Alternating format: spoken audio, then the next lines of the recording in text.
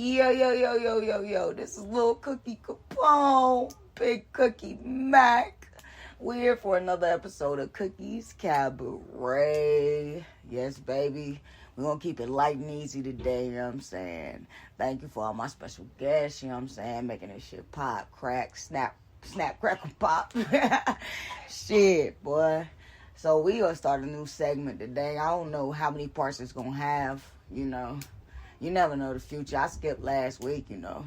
Sorry for anybody waiting on that motherfucker. But, you know, you got to live your life. So, we going to get it real.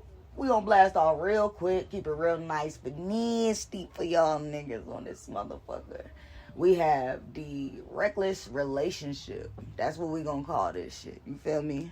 Reckless relationship. And we just going to cover every aspect. Well, not every, but we're going to cover all the aspects of my little brain. It's fun over here in Cookie's World. Cookie World, see? Bro, they going to ban me, bro. I be having outbursts. Anyway, this the reckless relationship, you know what I'm saying? So we just going to cover multiple parts of it, and we see what we can come up with today. You figure that on me, nigga? All right. So, what would be y'all's definition of love? And, you know, I think y'all got it twisted for real. You know what I'm saying? Because, you know, reality is all about perspective or perception. So how I see a situation determines how I understand the situation. You know what I'm saying? Because the definition of love, what would people say is love? Loyalty, honesty. But, you know, being cut from a different cloth and breaking the mold like Cookie do. Yes, sir. You know what I'm saying? We're going to keep it real personal to me, and I don't give a fuck if y'all like it or y'all don't like it. Just for me, music is poetry. Music is art. Love is music to me. That's why I fucked up. Love is music. Love is art. Love is poetry. Love is pain. Love is submission. Love is all out. Love is give. Love is take. Love is restraint. What the fuck else is love? Love is passion. Love is your soul. Love can be anything that triggers a deep connection with you and that thing. Poetry, art, music, that person. I think we kind of undervalue love and put it in a box from my perspective, because love is love of self, finding out what you enjoy to do that brings you peace. And I feel like we put love in a box. I'm gonna start talking with my hands a little too. I think we put love in a box because we place so much value in love, but we put it in this box of a relationship or a title. And to me, that's very selfish to put the only thing you love on this planet, because your ideal is twisted, to be a person. So now they're kind of on a pedestal, and you have all these twisted expectations out of one being to fill all these other spaces that you need to find your peace. So I need music. I need art. I need poetry. I need dancing. Yeah, dancing is one too. You just let your body free flow to a beat. And I feel like dancing is the most free you can get. So dancing is love. Action is love. All these things are things I enjoy.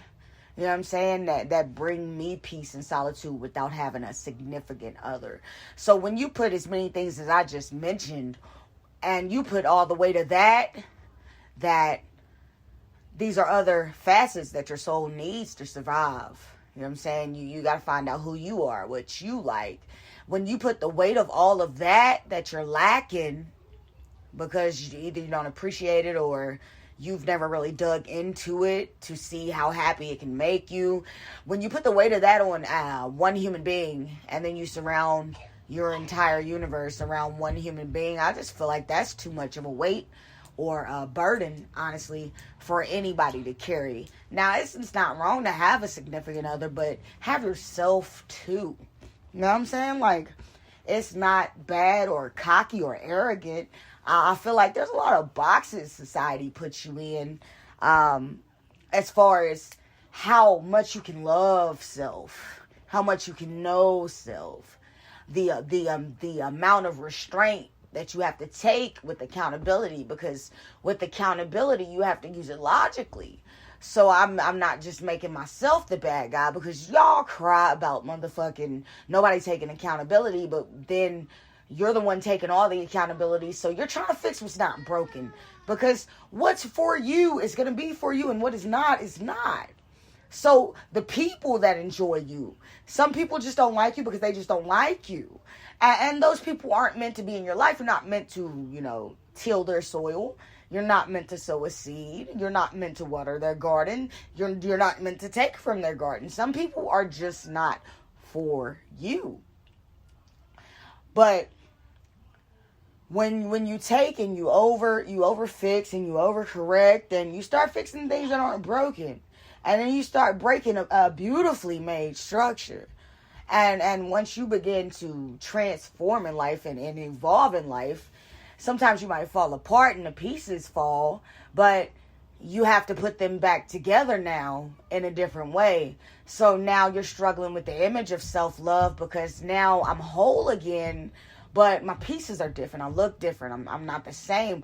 I require more. I move different. My spirit is bothered by certain people's presence. And I used to love these people. So now I feel a little self-guilt for not being the same childish person or broken person, or not being made whole in the same image as I used to be. So when you get into that, then you get into another realm of exploring who you are.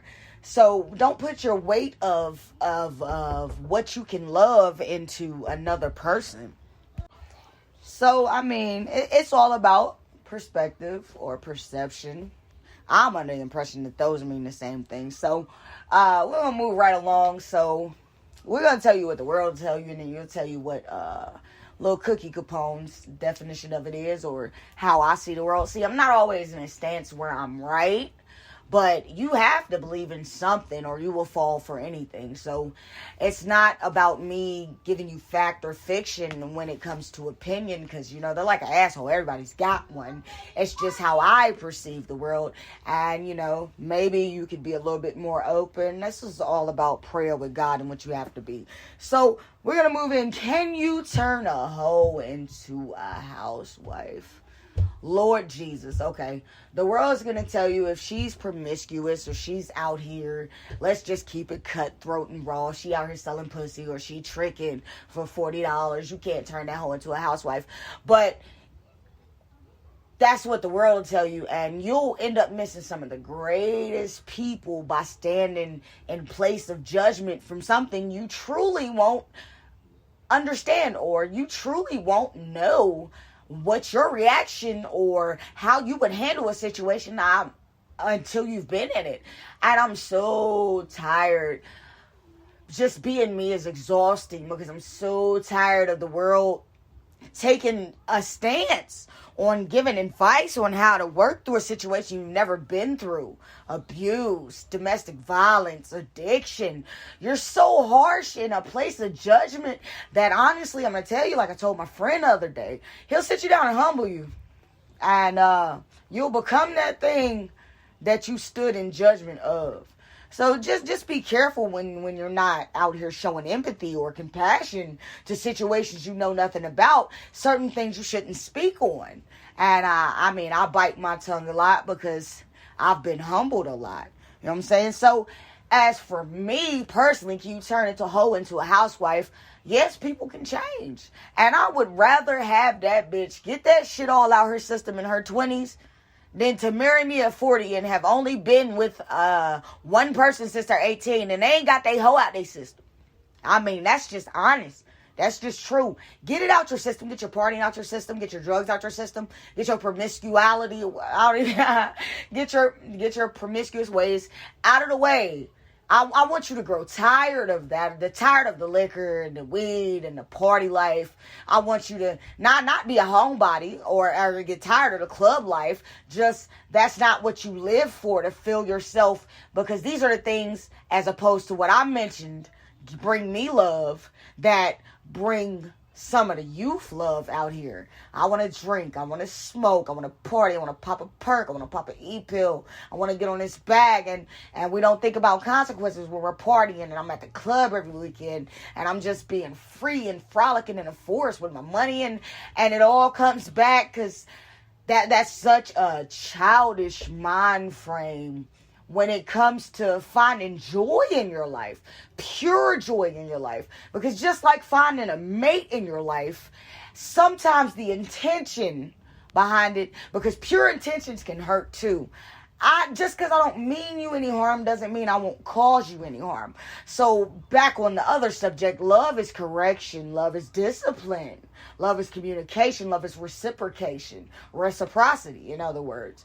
So when you're out here finding joy in sin or things that don't fill you up at the end of the day, because you can get drunk and drink and drown in your bottle and wake up depressed the next day.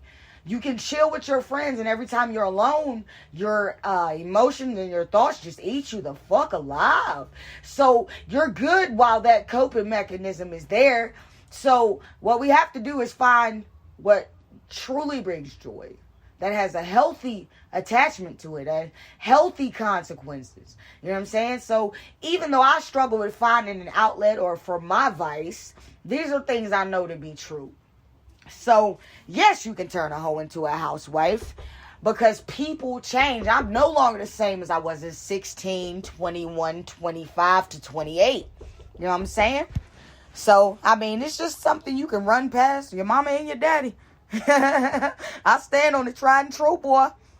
So, I mean, like I said, tried and true. I stand on what I believe in.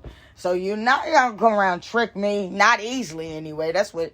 And then you get into, like, manipulative people. They're using their spidey powers for evil. See, I don't even say anymore, like, when they be like, oh, people are manipulators, or they're selfish, or they're envious, or they live in comparison. I don't say that's not me anymore. I say, yeah, I have it in me. I just don't. So that's a strong stance to stand on weakness, because sometimes your greatest strength is in your weakness, because it takes less courage to put on armor than it does to remove armor. So we gonna go to cheaters. Just like turning a hoe into a housewife. A cheater, once a cheater, always a cheater. But is that so? Or was I in a different phase in my evolution? Because I stuck my finger in the outlet. I touched a hot stove. Does that mean because I did that when I was 6 and 7 years old that I'm dumb? Because who would do that in the right mind? Or was I at the 7-year-old phase in my life where curiosity killed the cat? So you're taking a 21-year-old man and you're forcing him into marriage, you 42-year-old woman, and he hasn't sowed his wild oats or got it out of his system. But is that man going to be the same man at 40? Standing in solitude of self and advanced in his faith and more caring and more understanding and starting to see the world as the Lord is, and then starting to place requirements upon who he allows in his life. Because sad to say, shorty with the 40, you may not have been the one in his youth phase. You might not have been woman enough to make him stop cheating. Sometimes we have to come to the realization that we're not meant for certain people. The person was there, not because I'm always supposed to love you or always supposed to be attached to you, but there was a valuable lesson for you to learn in order for you to set boundaries and set requirements to attract or keep or weed out who is not your soulmate or your wife or your husband. So I don't feel like once a cheater, always a cheater. I feel like a man can grow, a woman can grow, and there's so many levels to growth when you take that first step and acknowledging self and learning what you love to do and what brings you joy outside of codependency. Now, and that's not saying being codependent is a bad thing or even having a relationship is a bad thing, but keep enough of yourself to be stable without them. And then God will give you what you require. So if you require a mate, then that's asking you shall receive. But be careful what you ask for. Because until you evaluate what you have space for on your plate in your life, because a lot of times we'll ask for the blessing, but we don't have space on our plate for the blessing. So I will surely fumble the blessing if it comes with the mindset of bondage I'm in. I was raised poor. I spend poor. I save poor. I splurge. I want the Fendi. I want the Gucci. I want the Louis, the Prada, because I couldn't even get new shoes for school. So instead of me, investing that and monetizing that and making it grow, I'm going to splurge it just to fill this void of never having what I had. So until your perspective of bondage is changed, you can never be set free. You can take a girl out the hood, but you can't take the hood out the girl. So, you know what I'm saying? And I want to speak on titles here. I feel like titles really add, let's see how we put this. They put a chokehold on what God wants to evolve naturally. So we'll dismiss somebody that's given us everything we have space for in our plate. They make me laugh. They make me joke. They do love me. But I want something all my own. So if I don't have a title, I'm not going to embrace that great feeling I feel with that person. And I'm not going to let it grow naturally, because now I gotta text you on time. I gotta share my location. I can't go out. I can't be out after 3 a.m. Like these are rules and regulations that literally choke the life out of love and what it's meant to be and what it's meant to evolve. You literally can't put a flame in a cup and suffocate it and still expect to have your fire. I'm sorry. And this is just coming from, like I said, it's not the truth. It's my opinion, but it's my truth, and I stand on it. You put shackles on an eagle and wonder why it's not soaring. So, I mean, I've always been a free spirit, a free flowing. I'm on a playground doing what I want to do since I was 3 years old. So, if you could stand in my shoes for a second, you would understand where I'm coming from. Now, we're going to hit on the poly life. Oh, God. Where do you start with the poly life? Okay. People demonize the poly life. You can't have more than one wife. You can't love more than one person. And again, these are rules and regulations that the world has set for you that you have not even challenged. How can I know the truth if I did not challenge it? It goes down to even what the preachers say. How do I know it's the truth if I haven't, one, experienced it to know it be truth, or went and did my research and get the facts behind it? So all these things that you haven't even challenged, I don't know if you're not brave enough to challenge them, or if you're still limited in your thinking. Give yourself time to grow. Don't put a chokehold on yourself. But one day you'll gain discernment and your eyes will open to what the reality is of these things we were taught, because we have to relearn as adults, unfortunately. And mama and daddy meant well, but it didn't always pan out the way it was supposed to pan. They did the best they could. So forgiveness is key. But how I feel about this poly life is that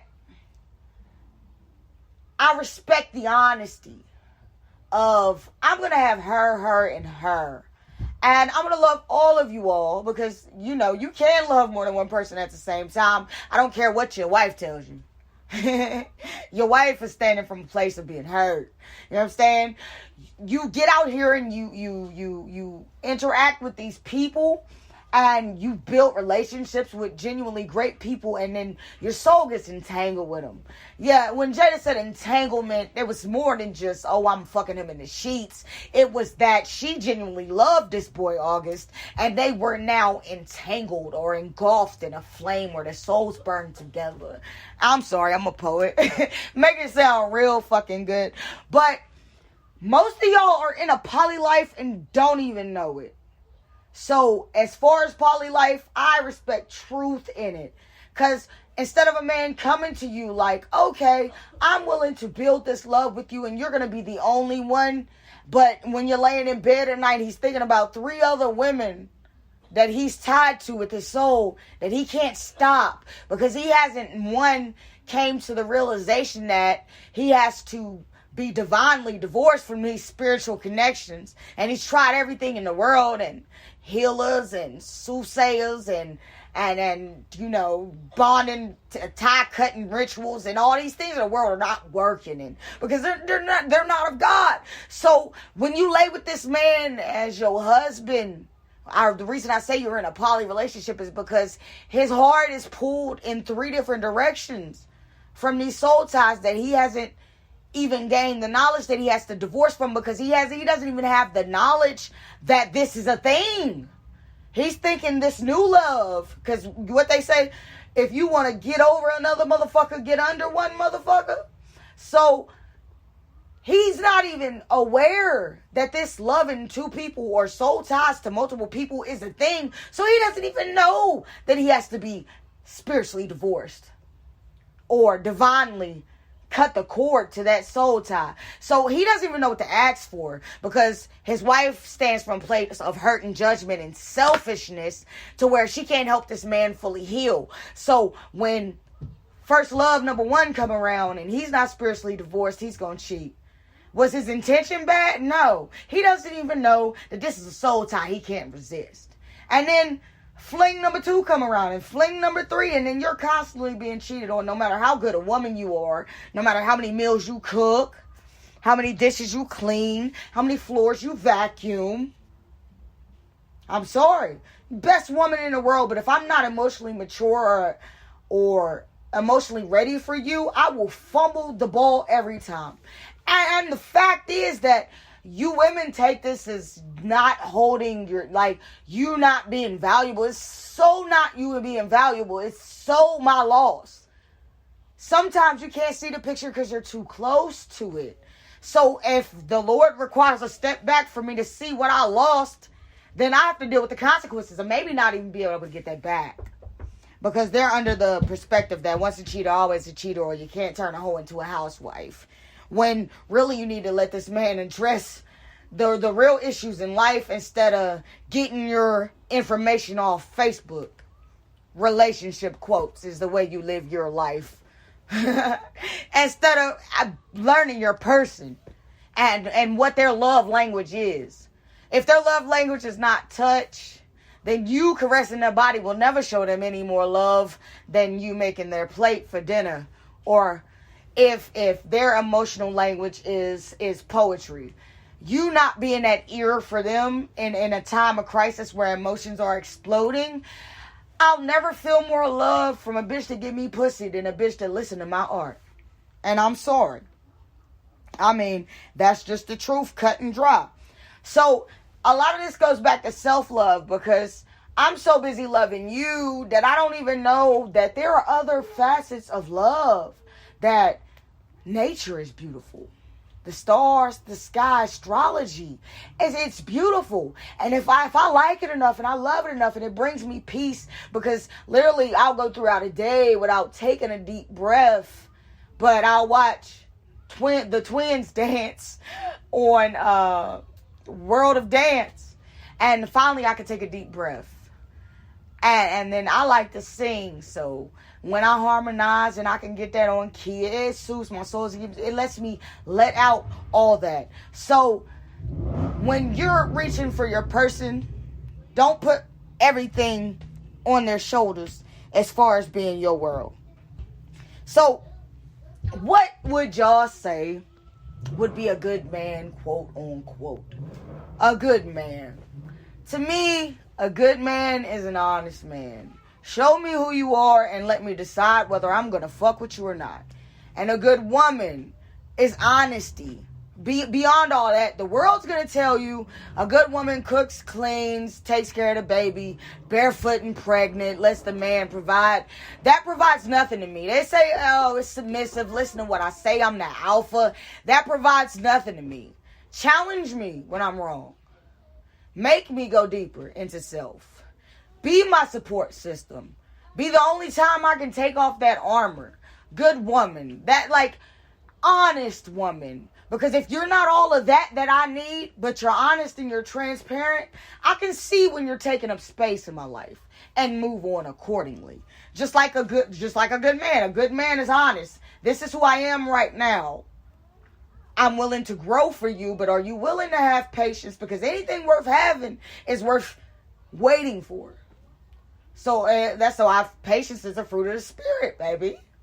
Because you're not going to wake up to your dreams and you're not in the mindset to handle the bag, baby. You will fumble and you will surely fail every single time. And again, might not be your truth, but it's my truth, and I don't want to hear shit about it, nigga. On God, duh. So, dating and talking. What's the difference between dating and talking? Now, listen, y'all. When I moved to Bluefield, this is the first time I ever heard about this talking shit. So, if I'm talking to him, you can't talk to him, but we're in a relationship, I still don't understand that talking shit. Like, I mean, is y'all a thing or y'all not a thing? I guess talking would mean y'all a thing. I just had a revelation right now. But dating. Like, you can take that in many forms. It depends on what you're talking about. Dating, like, that's my boyfriend, so we're working on marriage.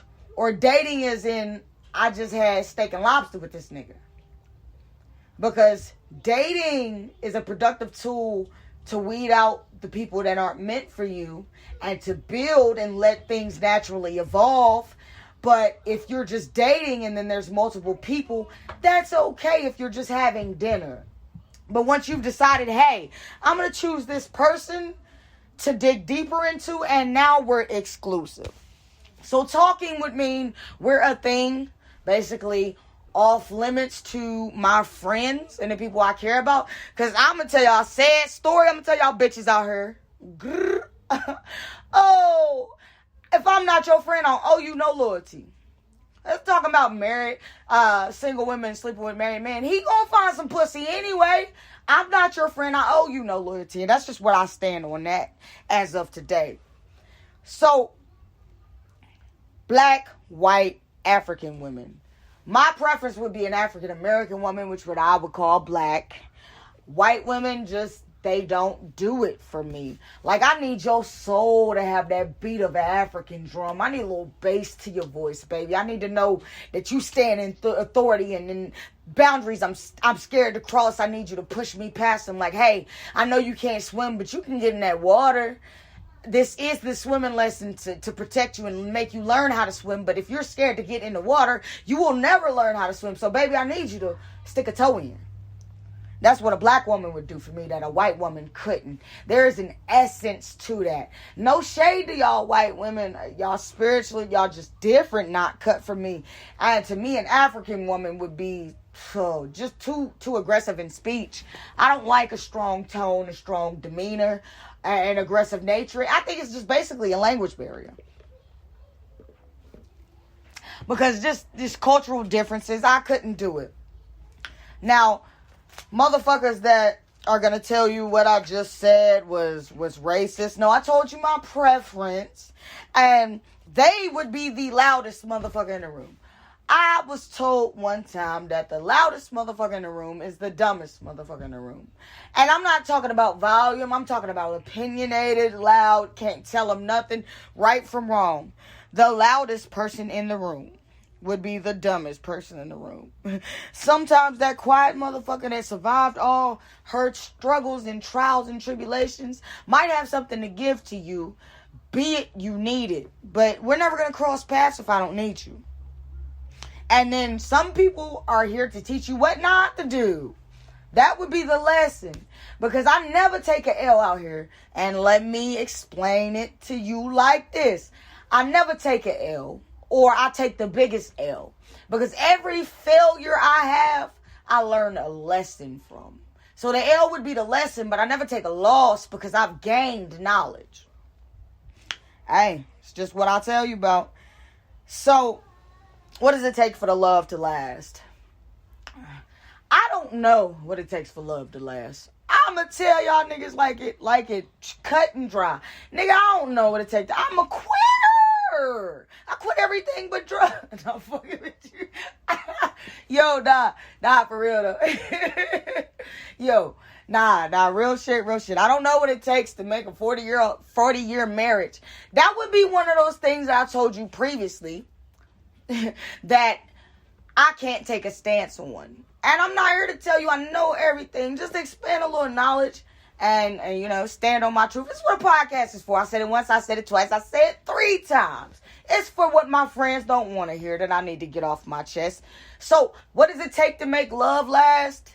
I'm so secure in myself to let you know I have no fucking clue. So while that's even on the paper, I don't know. This shit just tickled me. I don't know, like the 40-year marriage? You're talking about, oh, fucking 40-year marriage? I didn't have 40 plus fucking seasons with you, and you've changed in each one, and now I don't like how you chew your food, nigga? Like, I really want to get a divorce because I don't like how you chew your fucking food now. I don't want to sleep in the same room with you because you snore louder than me now. Like, I don't know what it makes to make it last. Nothing. I need just a little more Jesus. Because I'll pray about that before I get it, Lord Jesus. So, I want to talk about independence here. I see a lot of, and I've been in situations where there was a control aspect to the relationship and no independence. So, my problem became that when the ball and chain was on my ankle, I go pick the lock. I'm so used to being free that I didn't know that staying in the house with your bitch was a requirement. I mean, I'm sorry. That was in my youth. I'm like 21 years old. I didn't know that this bitch said I could go, but I can't really go. You know what I'm saying? Like, okay, I'm going to go. Or she didn't say nothing about me being gone, so don't make her feel no type of way. So, just having, because God caters your blessings to you for what you really need. Not what you want or what you desire out of flesh, but what you really need. So, I realized standing back and what the fuck is that word? Hindsight, yeah. In hindsight, I realized that anybody I've ever been with was not meant for me, for the simple fact that they didn't trust me enough to not go out here and do dirt. I'm one of the most solid motherfuckers, bruh. I'm not going to cheat on you. I'm not going to cave. I'm not going to get too drunk and cave into temptation. Or at least I don't think. I've never seen that side of myself. You know what I'm saying? I got drunk and called a bitch out of name a million motherfucking times. I got that in me. But that was one mistake I never made again. I pray I never make again. I hurt somebody I loved in the process. But a soulmate that God would have made for me would be to let me be free. Because I don't want somebody to make me marry them or make me text them back. I do all of that not out of obligation, but out of choosing you. And I feel like that's the realest form of love. When I choose you. When I take the time out when there's a constant thought like, okay, I have to do this or I have to do this. And I make time for you. I set a space for you. There's motherfuckers that work on the road all the time and busy at work all the time, text they bitch every day. But you ain't got a text back from your nigga that you quote unquote love in 3 motherfucking days. And that's a text back, not a text first. So it's not even a stance where both of y'all are ignoring each other until one person caves. You literally gave him a piece of your attention, and he didn't find time in his whole day with no other excuses to text you back. That nigga's not interested. You are not the one for him. Baby, catch the red flags. We are often colorblind, but bitch, if it look like a flag, walk like a flag, talk like a flag, duck, then it is a flag, bitch. He don't want you. He don't care enough about you. But the one that's meant for me will let me choose to choose her. Let me make time to choose her. Let me give gifts of love because I want to, not because it's recommended on anniversaries. I'm never going to do it out of obligation. I've always been a motherfucker. You tell me what not to do, I'm going to go see for myself. Y'all tell me this bitch ain't shit, I'm going to go see for myself. I always come back heartbroken and crying. Y'all niggas be right. That ain't the point. I learn by doing. I'm just saying. I have always been a hands-on motherfucking learner. But I digress. Who's meant for me will be for me, and I will be able to be free, independent, and I will be able to love myself as well. Some people will get jealous of how much peace you have when they don't. That they start nagging or are picking fights or starting arguments. Oh, you two at peace, motherfucker, and I'm not. So I'm about to ruin what you got going on. So now I'm jealous of your self-love. How can you be jealous that I love myself? I take time to read a book, but not paying you